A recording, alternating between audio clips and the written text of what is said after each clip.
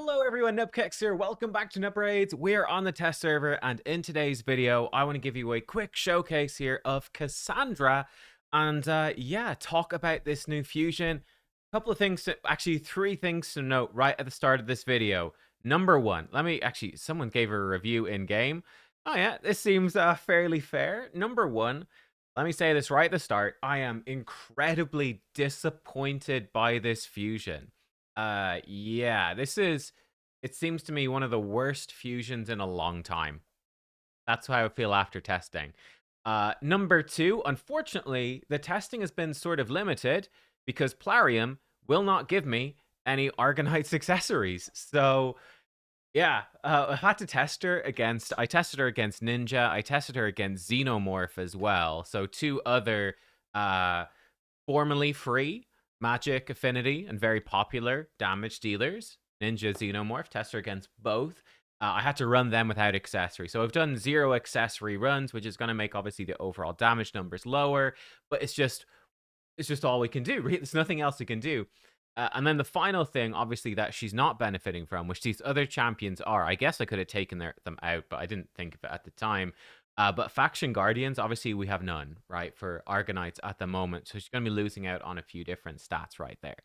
But yeah, let's just jump into some numbers right off the bat. So what I did, first of all, was just test in, this is basically the Titus team, effective, pretty similar to the Titus team I have for Demon Lord. And I said, how does she perform in this sort of team? So we've got lots of buffs and buff extension, keeping the buffs up all the time and all of that. So Ninja did 369 million damage. He is with Mikage, which is ideal. What about when we throw in Cassandra? With Mikage, she did 130 million damage. So you can see it's a huge, huge difference. Ninja did almost 3 times as much damage as she did. Again, to be fair, Mikage is really, really good with Ninja, but yeah, there you are. Now with Cassandra, she had enough accuracy to be landing her debuffs as well, so that was fine. But yeah, there we are. I threw in Xenomorph as well. Here's what Xenomorph did: 200 million. So yeah, that's sort of the difference between the three. Ninja is the clear winner in the gear. Xenomorph was second, and then Cassandra way behind. Yeah, obviously, I suppose it somewhat favors Ninja because Mikage is there. That's really, really good for Ninja. But even Xenomorph, who's not benefiting anymore from Mikage, then yeah, just not benefiting from it. He is doing significantly better. So yeah, if you've got Xenomorph, been playing the game for a couple of months, you already have, certainly for Demon Lord, a much stronger damage dealer than Cassandra. So yeah, that is a bummer. And I've also tested her against, I also test them against Chimera. So we can actually take a little look at the teams. Oh, I messed something up. All right, let's just jump in here. We can take a little look at the teams. So I ran this team against Chimera, which is pretty similar to my typical Chimera team. And we can see, roughly speaking, the sort of damage that the champions are going to put out. Obviously, Ninja scales up over the course of the fight, right? He is scaling up to a big chunk of bonus attack and defense, not defense attack, and a bit of crit damage extra as well. And obviously, we're pairing him with Mikage, who's very, very strong. I did run this with Xenomorph as well. We'll see that comparison too. Yeah, how do they do against Chimera? Well, we'll see. You're seeing a bit of a vibe for how hard Ninja is hitting. In fact, we can skip it on a little bit. Let's go towards go up here towards turn 30, 31. We can see some Ninja hits here at the end, like a Ninja A1, 459,000, A2 hitting for 250k per hit. This is Ninja after he's ramped up. And I do think Ninja and her are particularly comparable. 300k there on his A1. They're particularly comparable because Ninja also brings burns and decreased defense, right? He has decreased defense on his A1. He's got burns on his A2. So he's bringing 2 of the same debuffs that she brings. They're the 2 debuffs that she brings on her A2. So they're bringing similar type things. She self-buffs, though he doesn't. But yeah, we can see that by the end of the Chimera run, I think I stopped it as soon as we flipped out. We basically went through each form once, and then we'd one final ultimate form. So we'll see this here. And yeah, so we 56 million for the team with Ninja. We got 7 trials done actually there. We would have done more. But he did 43 million. We jump on ahead to Cassandra. I've switched up the team here. I took out Mikage and I put in Bayek, right? I thought Bayek, he's the Void legendary who's part of this Assassin's Creed collaboration. The two of them should pair pretty well together. He's going to provide her with perfect veil, so she will have enough accuracy to actually debuff the Chimera. In this team comp, I have her in front of Krisk, so the Chimera should hit her pretty hard before Krisk starts applying decreased attack and whatnot. So that should be fairly effective. So yeah, I said I'd give this a little bit of a go. And we can see some of her damage numbers right there. I guess we could skip on towards the end. We can see here coming across into this form, the ultimate form. It's the one time, by the way, in the run where she got hit fairly hard. And I'll cover some of the problems with her right now. Yeah, you might get a bit of a gist. I have a lot of things negative to say about this fusion, unfortunately. Oh, sorry, of course I'm covering it, looking at the trials, just seeing how we did. Let's see some damage numbers here from her. She's got decent damage, but not crazy. But there we can see, like, all those buffs got removed. And you saw how little her health bar moved. We'll talk about that in a second. We should see her attack any minute now. Sorry, she just, she takes a turn to buff up and not do anything. So here we go. There's her A2, 360. So it's a good hit, but it's pretty similar to like a Ninja A1. And that's her big hit. Her A1 is a bit weaker. Hopefully she'll get one in here. She should have A1 coming up next. Here she goes. I mean, like 140, 120, 120. It's sort of half the damage of a Ninja A2, but she can do it more often. Like, it's a solid enough hit.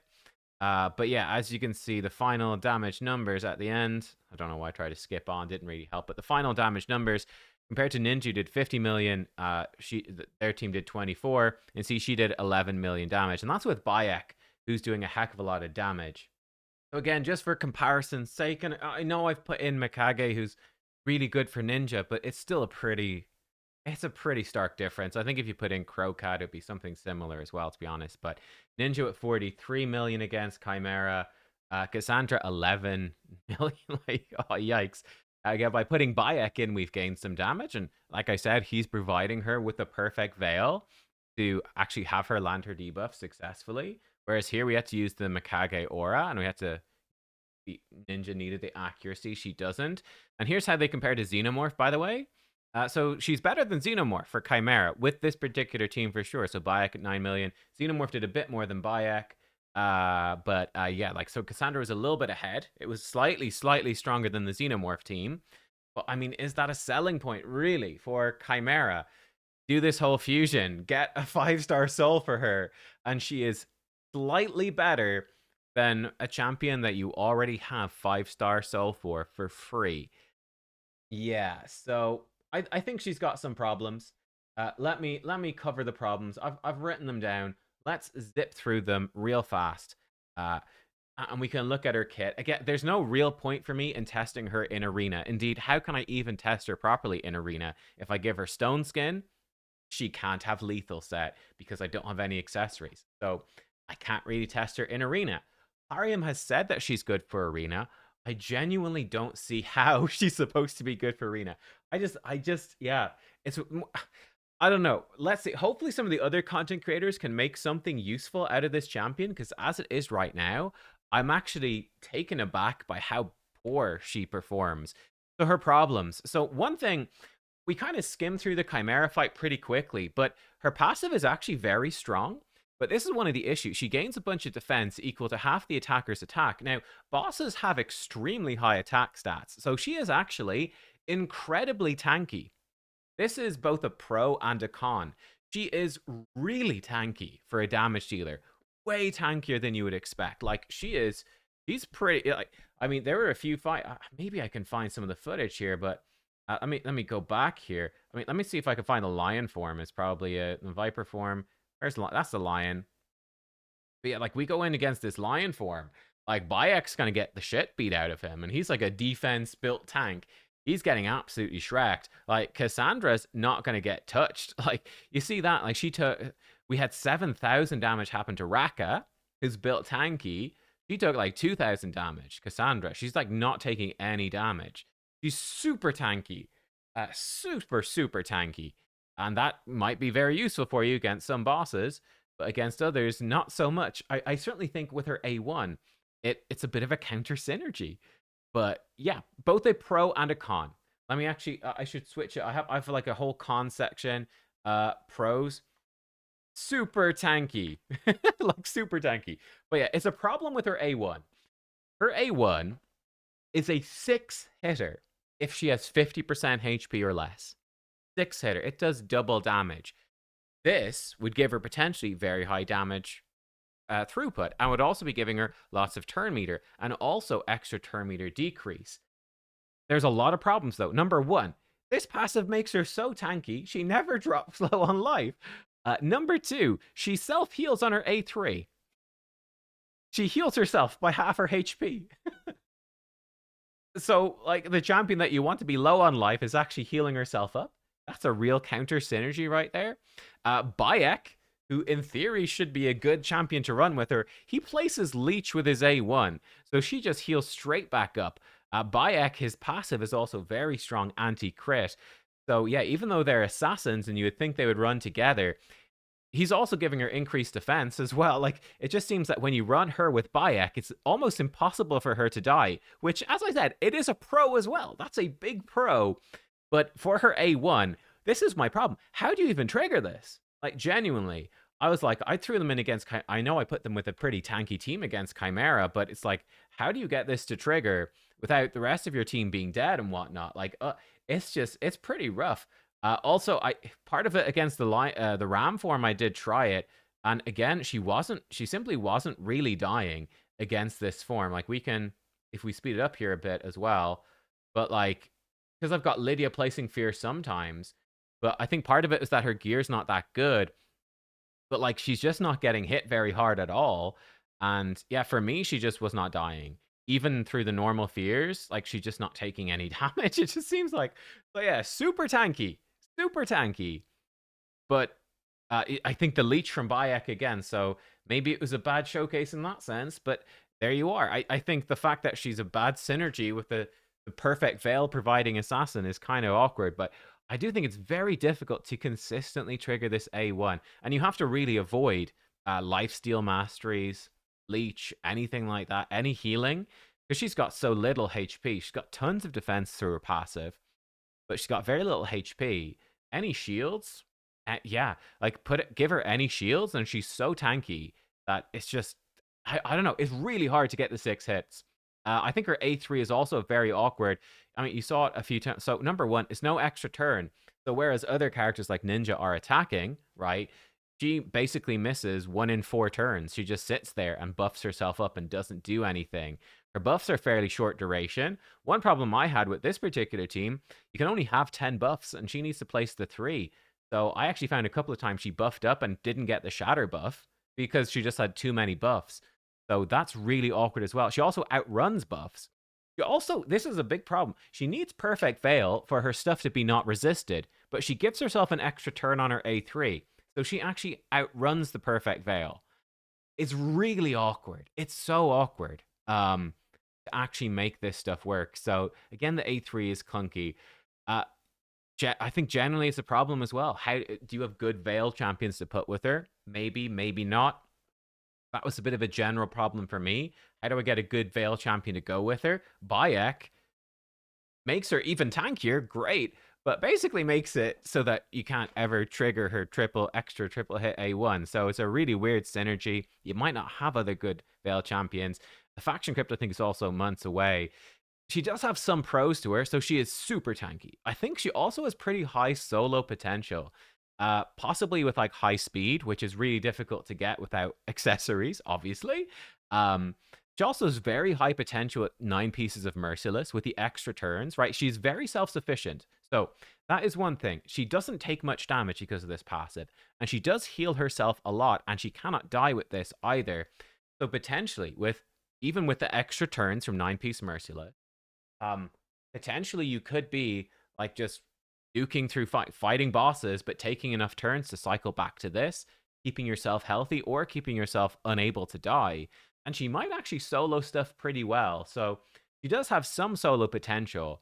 I don't know if it's really worth the bother though. And again, could potentially be very good at 9-piece Merciless. Impossible to test because they wouldn't give me any merciless stuff. She does enable as well a lot of Chimera trials, and she was approach. She's slightly better than Xenomorph for Chimera, slightly, but slightly.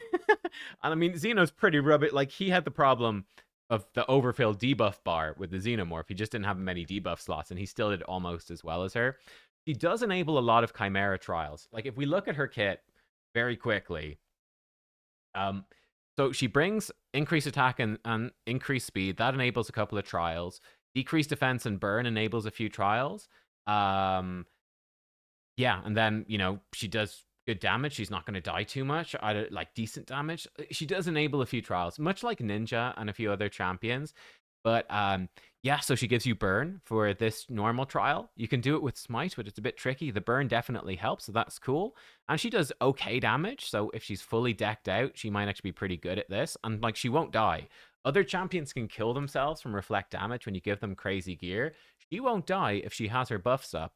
So that is quite cool, to be fair.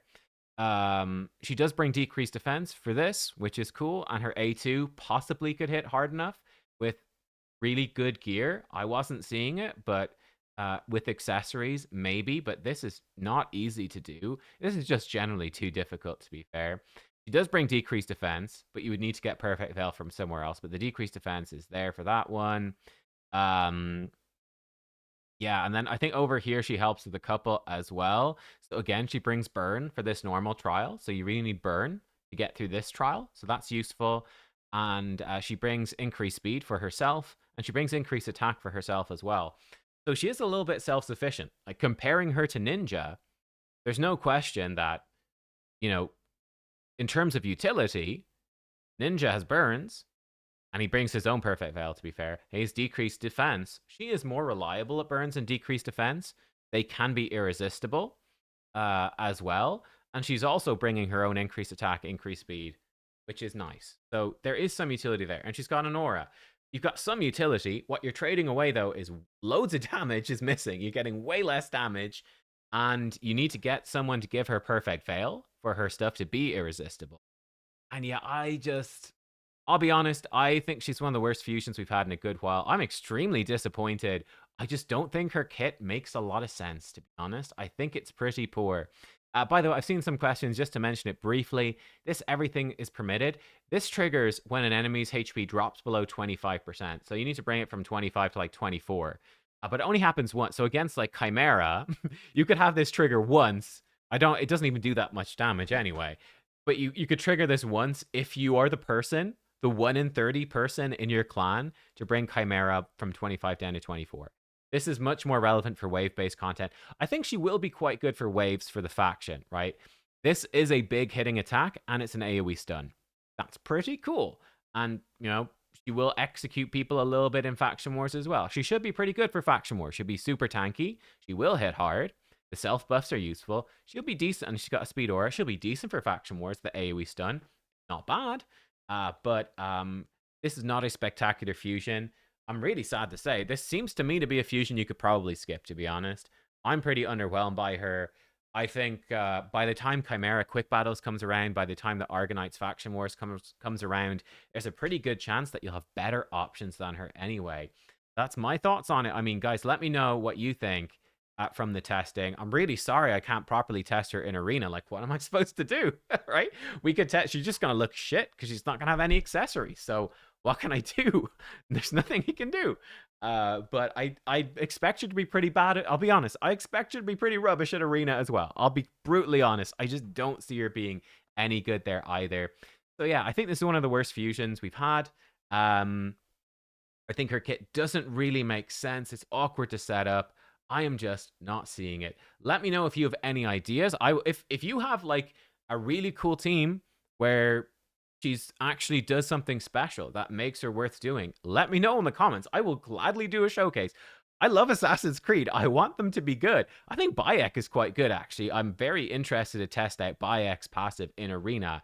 Like, this could be sick. This could be an amazing anti-Empress thing, right? That could be cool. I'm really not seeing it for Cassandra. I love Odyssey as well. It's a great game. Not a very assassin-y game, but it's a fantastic action adventure. I really enjoyed it. Loads of content in it. Beautiful game. It's great. I love Cassandra. But unfortunately, in Raid, from what I can see, she just kind of sucks. So that's my opinion. Actually, rubbish fusion. I hate to say it, but it seems to be really bad. Is my take. Thanks for watching, everyone. Let me know what you think, and yeah, I'll see you next time. Goodbye.